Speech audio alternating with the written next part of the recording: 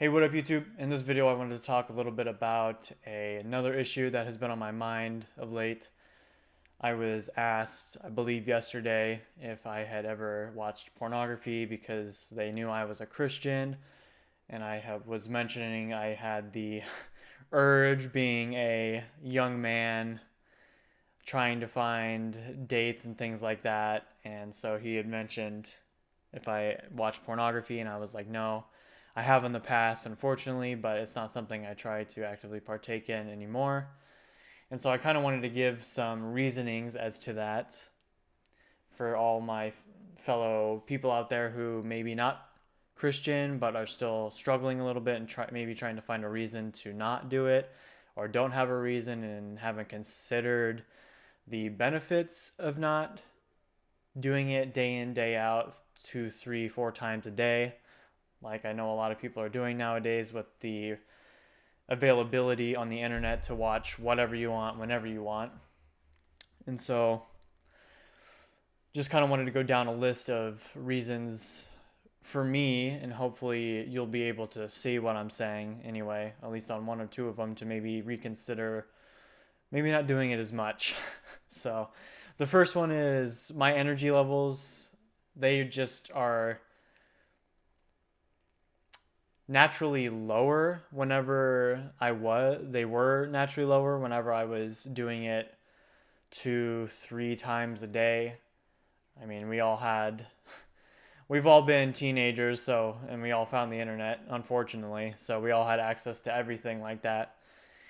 And so it made it a little bit challenging to not partake when it's like right there, so why not, right?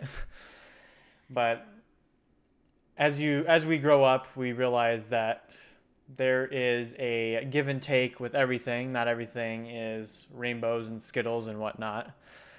And so, from the energy standpoint, you have to think about it in terms of whenever you are finished with that activity, there is something leaving your body, and then your body has to replenish what was lost. Now, if you're doing that 2, 3, 4 times a day, every day, your body is constantly trying to replenish what was lost.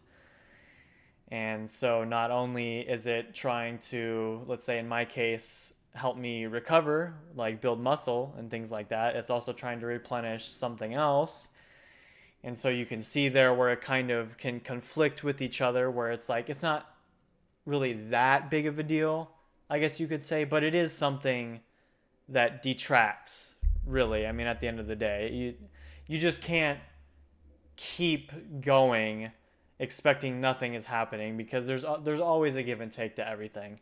There's always something being sacrificed to do something else, and that's just the way life is. Now, the second point I wanted to talk about kind of follows up on the energy, and that's the testosterone portion of it.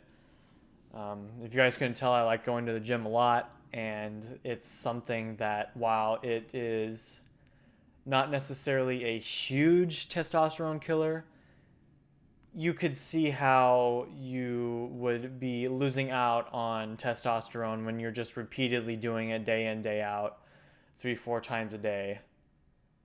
It can be a little overbearing for your body to not only try and repair the muscle tissue that you're trying to recover or build upon, but it's also trying to replenish the things that you were ejaculating, basically. That's another reason why I try not to do it as much, because while it might not be a huge impact to testosterone, there's still an impact. I mean, just thinking about it from the standpoint of, if you've ever seen a chart of what happens during sex for a testosterone, but in this case it's masturbation, it follows the same guidelines, but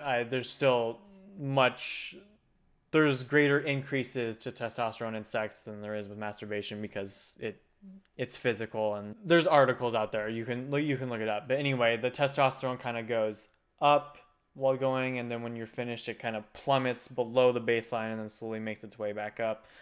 So you can kind of see that even throughout the day, that's what testosterone is doing. But if you're just perpetually in a state of just doing it over and over and over again, your body doesn't really have any time to recover. It's kind of just trying to replenish that while also trying to replenish other things. Now, maybe you don't work out, but I would still argue that because of that, over that span of time, that drop in testosterone, you're still kind of losing out on some energy that could be focused into other things like maybe pursuing a relationship.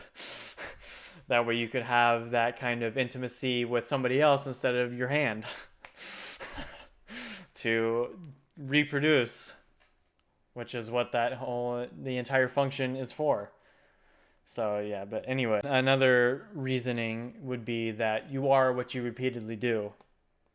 Now, if you're doing that multiple times a day, year in, year out, you're kind of setting yourself up for failure almost, because you're practicing pleasuring yourself while other people are doing it, which you may not think hurts, but as we all know, practice doesn't make perfect, but practice reinforces habits. So if you keep practicing masturbation by yourself, then just reinforcing a behavior to rely on yourself to pleasure yourself instead of finding that from a partner. And now, obviously, it is a lot easier said than done to just cold turkey it. I know in the past I struggled with it a lot, even being a Christian, because it was so easy to find reasons to talk yourself into doing it, because you were in the moment. It felt good, so you just wanted to do it. And then of course there's the post nut clarity, like, why did I do this? And then of course by tomorrow or the next time you want to do it, it's gone. Oh, the duality of man. But anyway, so I just wanted to make a video on that because it has been something I struggled a lot with in the past. Yeah. And praise God, it's not something I struggle with as much anymore. It's still a struggle here and there. I have my lows. I'm not gonna lie about that. But for the most part, I do pretty well with it. And so I just wanted to give my 2 cents on the subject, and hopefully that was of help to at least somebody to try and see it from another standpoint who might not be a Christian but was trying to find a reason to stop.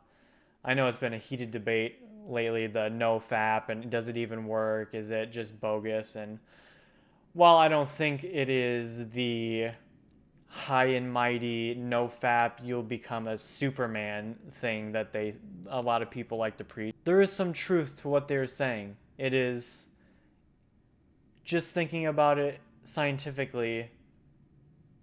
There's something leaving your body, so something has to be done in your body to replenish what was lost. So even from that standpoint, you can see that it's just not all, like, you can't just give and give and give and nothing is being taken. So anyway, I drove that point home. I hope you guys enjoyed. If you have any questions, comments, concerns, be sure to leave it down in the comments. Like and subscribe. That's the first time I've said it. I was just thinking about that the other day with these videos. But I hope you guys enjoy, and I can't wait to see where this channel goes in the future. But thanks for stopping by.